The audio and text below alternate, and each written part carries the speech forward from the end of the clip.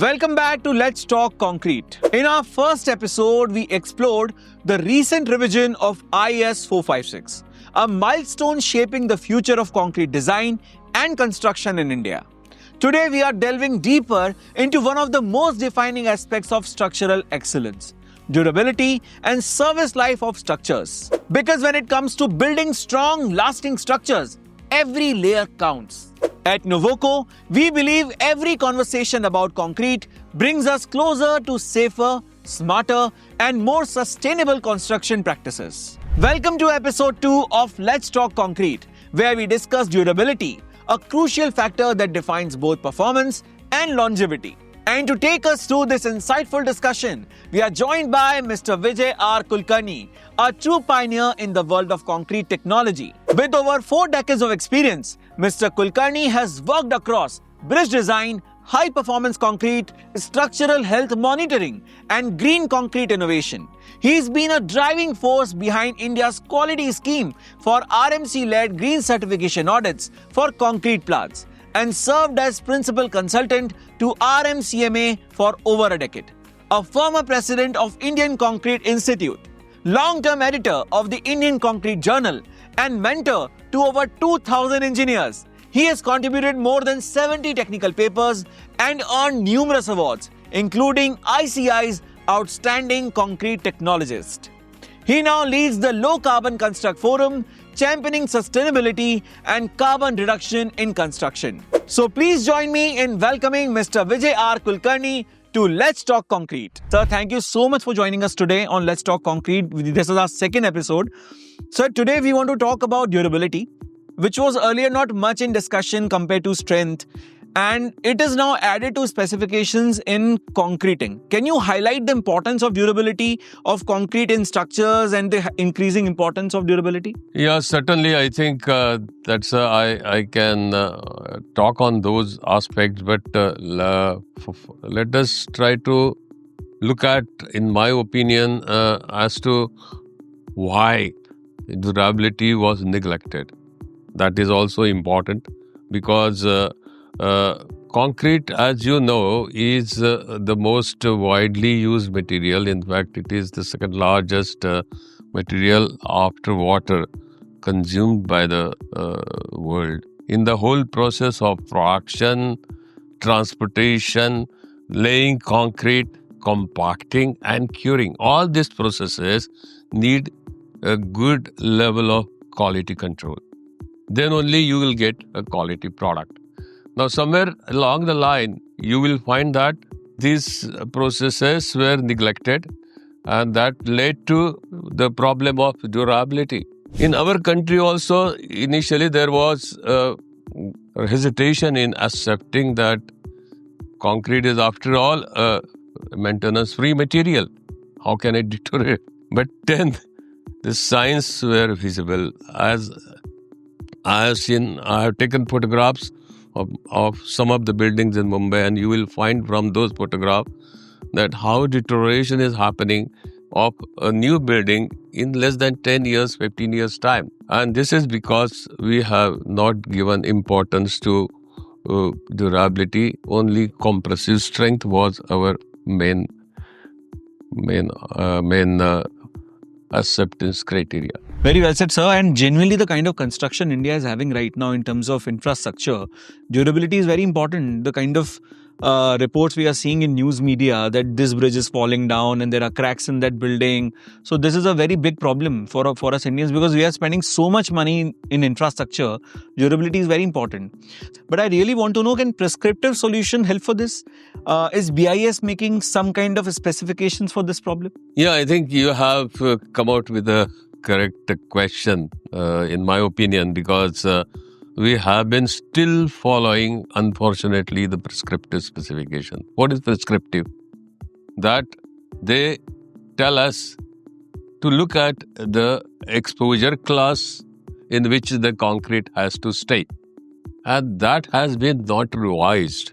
Only 5 classes are given: mild, moderate, severe, very severe, and extreme. Now, that itself has changed a lot, because that arbitrary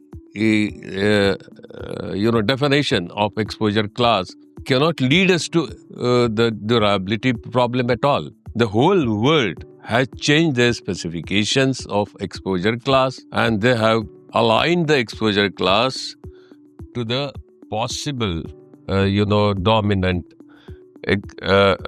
deterioration phenomena that the structure has to withstand during its entire service life. All specifications, maybe the second revision which is happening to IS 456, some of the work which we suggested and which was accepted by the ICI Committee on Durability, will be considered possibly in the new revision of IS 456. But then, apart from the exposure class, they were giving us a recipe of concrete.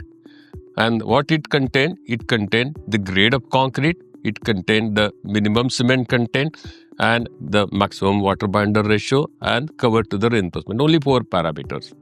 And then there was given a descriptive analysis as to how to, do the compaction, curing, etc., etc.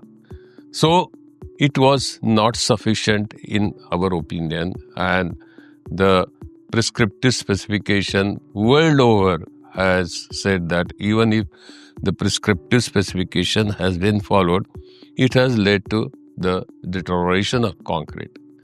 So prescriptive specification is not a change.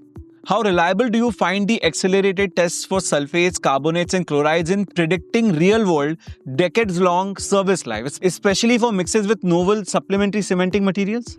Seriously consider this problem. Objective was simple of bringing out this document as a professional body, criteria of educating the people on durability, explaining how the things are, and giving some recommendation. And that is what we have done under our concrete durability handbook. So in that, I would like to suggest, I would like to show that we have come out with certain recommendations which I would like to, briefly cover those things. One is that, of course, the exposure class we have given. A definition of exposure class, we have given 4 exposure class. Concrete deterioration due to corrosion of reinforcement because of chlorides, corrosion of reinforcement due to carbonation, deterioration due to sulfate attack, and the last was the resistance to water. So these classes were further subdivided into something like total subclasses combined together will be around 15 areas. We have very clearly defined as to what could be the exposure, what could be the danger to the structure. And the structural consultant now has to consider in his design, construction structural consultant, because he is the first person, the architect and the structural consultant, they are the first people to design the structure. So they can consider the exposure class as per the standard which we have included in the durability specification. And then in addition to compressive strength, the durability parameter, which is supposed to be, taking care of the deterioration, I must say that. And even in the real estate industry also, they started specifying durability. But again, the problem was that they were only pre-qualifying a concrete mix for durability. Suppose the consultants specify rapid chloride ion permeability test. So they will do while getting acceptance of the mix design by the customer or by the client. They will show you that, okay, the value of RCPT is lower than what you are specified to form on durability. Question is that you have to have 2 parameters specified in your contract document. One is, of course, the compressive strength. Second parameter could be durability. And, of course, the there are other parameters which the service life has to be longer, necessarily, as long as possible. So the service life concept, fortunately, will be coming hopefully in the revised edition of 456. Rightly said, sir. And based on all these parameters, which is chloride, sulfate, and carbonates, Nuvoco is developing a one-stop solution to mitigate the impact of all the harmful environmental agents on concrete. And this solution will soon be introduced to increase the service life of structures. Sir, how should an owner weigh the initial cost of a highly durable mix against the future savings in maintenance and repair over the structure's projected 75 years plus service life? I'm asking this question because we're talking about service life. I think the best thing is to think about the future also and consider the totality or a holistic view. Then only the durability can be achieved.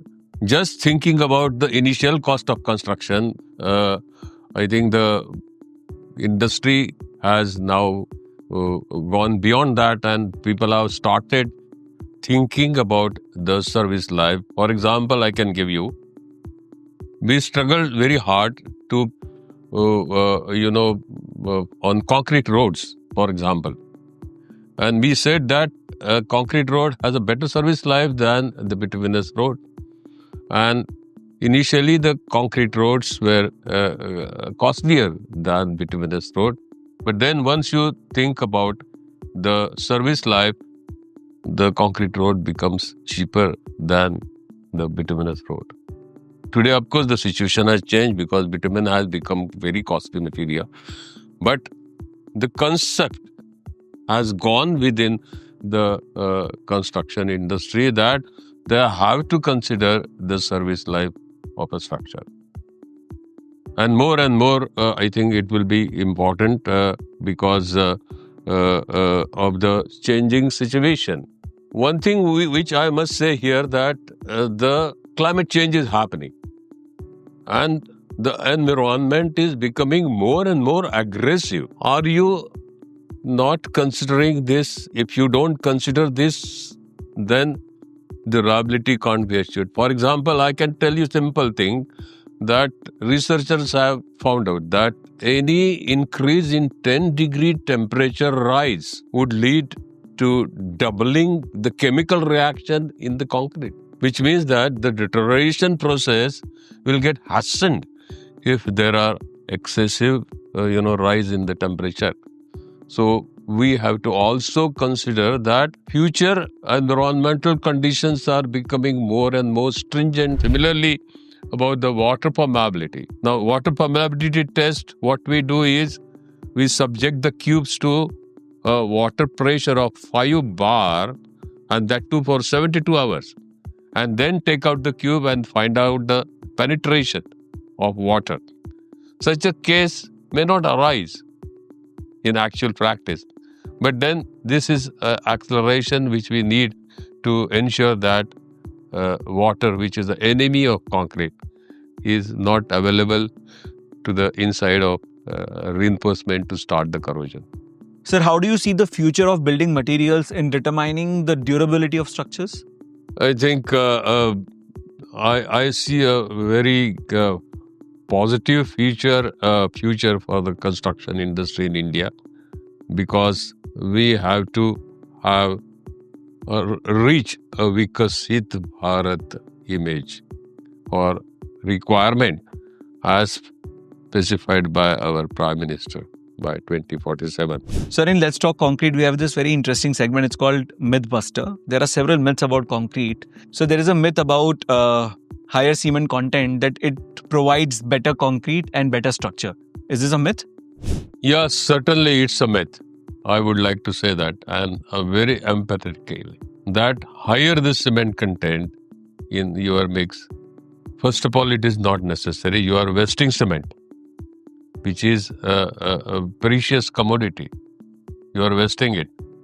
And secondly, it is, for the structure, it is harmful. I would definitely say excess cement is harmful, because we have seen the result. The result is excess cement means higher heat of hydration. Do you have basically all higher heat of hydration lead to cracking, internal cracking, or which can be also seen on the external surface. So that is your objective should be to have less number of cracks so that the external aggressive element should not enter into your concrete. Let it be chlorides or sulfates or CO2. So you have to have a concrete where there are less number of cracks and which are not interconnected to each other. And this can only be achieved by having appropriate cement. So, sir, we have come to the end of our discussion and I really want to thank you. But first, I want to understand what do you think about our initiatives, the Nuvoco's initiative, about this informative podcast? I think I must congratulate Nuvoco for taking such an initiative of educating the young generation in the industry. Could be made available to the technicians who are ultimately handling the concrete, because we are not there when concrete is poured in the site. They are there. Now we are taking very little effort, and in that context I would say your initiative is fantastic. First of all, it is educating the engineers and the architects, and second thing, if you translate it in the local language and make it available to them, they would benefit. And ultimately, the job of the engineers become less problematic if they are educated. First of all, I think I would like to congratulate Nuvoco for taking this initiative in the interest of achieving the